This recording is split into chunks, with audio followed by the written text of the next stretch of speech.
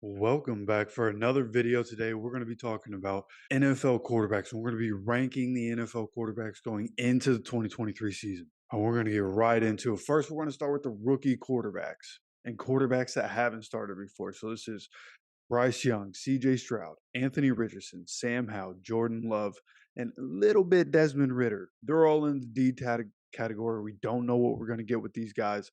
So I'm putting them down there.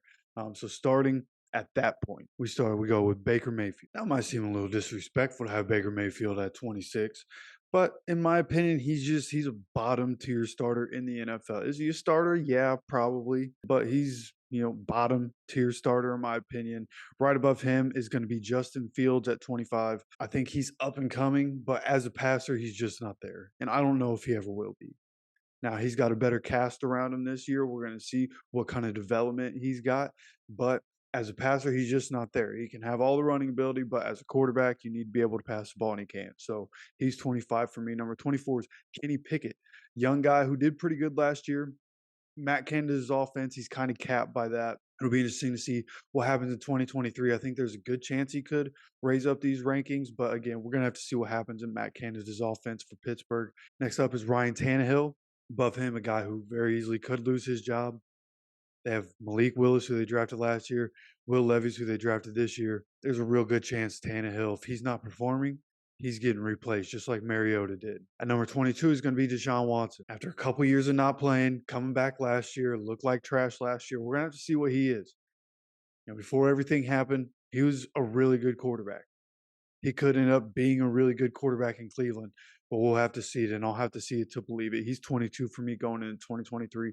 Right above him is going to be Geno Smith at 21. I wanted to put Geno Smith higher, but this felt appropriate. A guy that hadn't done much in his career up until last year, and he looked good last year. I believe he ended up leading the league in completion percentage last year, so he had a good season, but he'll have to do it again if he wants to raise up in the rankings and be in the upper echelon of guys. All right, number 20 is Derek Carr. And this is a lot of these guys coming up, they're all in the same category. I did this on the tier maker. These guys are all in C tier, right? So you get guys like Derek Carr at 20, Mac Jones 19, Brock Purdy 18, Jared Goff 17. All those guys are kind of in the same category where it's like, when we talk about the traditional game manager, the guy that we all talk about being a game manager, it's all these guys. Brock Purdy and what he did with San Francisco seemed a little more elite. He never lost a game as a starter, right? Jared Goff has been to a Super Bowl. So we'll have to see if any of these guys can excel over the game manager mark, especially now that Derek Carr is in a new spot and being in New Orleans, a franchise that's had a really good roster for a while. They have a pretty good roster around Derek Carr. So we'll have to see what happens with him at 20. And again, Mac Jones 19, Brock Purdy 18. We'll have to see if he's even the starter going into this season. No telling what's going to happen with that San Francisco situation. And then 17 is Jared Goff. All right, at 16 is going to be Kyler Murray. And he's down this low because of his passing ability. I just don't think it's his top tier. As his top tier guys, we're starting to get into the top half of the league. And when you're talking about like his playmaking ability is definitely top half. Passing ability, I'm not sure if it's top half of the quarterbacks in leagues. I felt like 16 was in a pretty appropriate spot for him. Right above him, you could say a lot of the same things, but kind of the opposite is Russell Wilson. He runs less now. Last year, not a good showing in terms of passing. So this is definitely a slide down from where he was last season going into 2022. And I think with Sean Payton, I think there's a chance he ends up raising back up these rankings. But going into 2023, based off what we saw last year, what we've seen from him the last couple of seasons, I had to put him at 15. And the last guy I have in the C tier at number 14 is Tua Tagovailoa, who has a chance, real good chance to keep shooting up. He has Tyreek Hill, Jalen Waddle.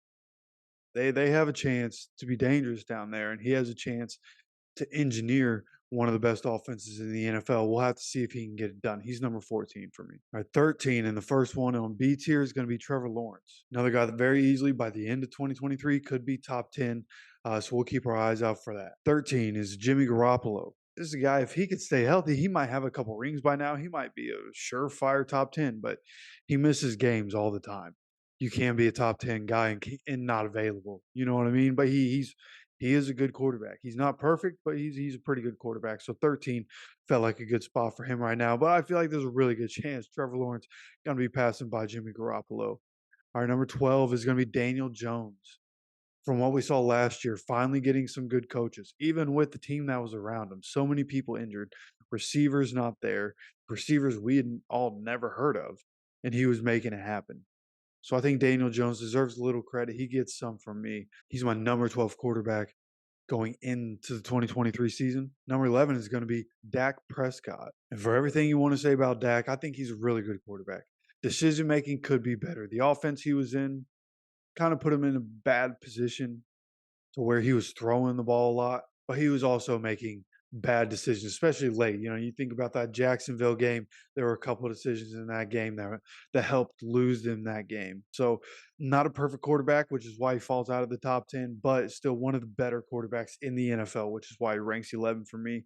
All right, cracking the top 10 is going to be Matthew Stafford. We'll have to see what he is this year. I think he's one of the best quarterbacks in the NFL, has been for a long time, but we're going to have to see what he's like coming off of the injuries that he's had. He's always had injuries, but he had some pretty serious injuries last year. We'll have to see how he looks in 2023. He might be falling this year, or he might be rising back up. Who knows?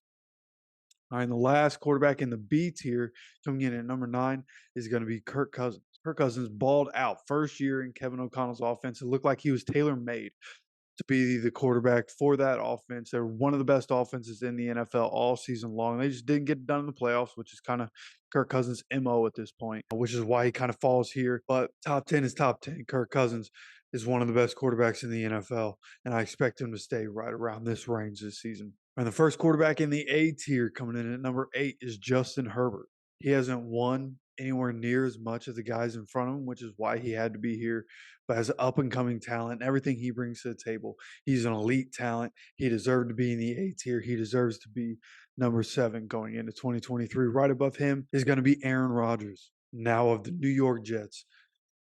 Look, this guy, you say what you want. Last year, team around him just wasn't very good. I think by the end of the season, they started to pick it up and he started to figure out with that group and started to pick it up a little bit, make his numbers look better. I understand the numbers last year didn't look great.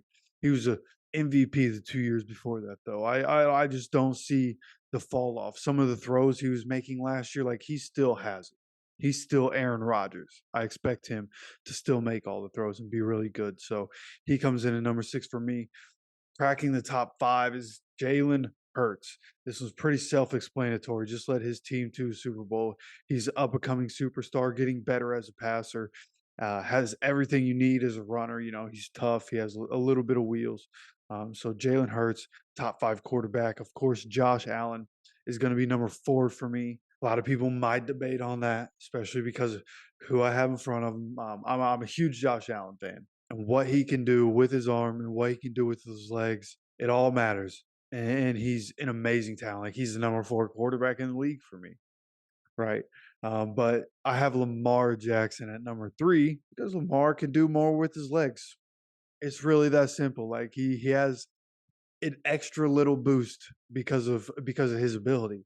I think they're pretty much the same as passers, in my opinion. You know, people like to shit on Lamar about his passing. People like to trash Josh Allen because of his passing. I think they're both really good, honestly, and they can both use their legs. But Lamar's faster, a little more elusive, and I think that matters. I think that helps. You know, we're going to see what Lamar is as a passer this year now that he has Odell Beckham Jr. and Zay Flowers to accompany Mark Andrews and Rashad Bateman. So Lamar Jackson again at number 3, Josh Allen at number 4.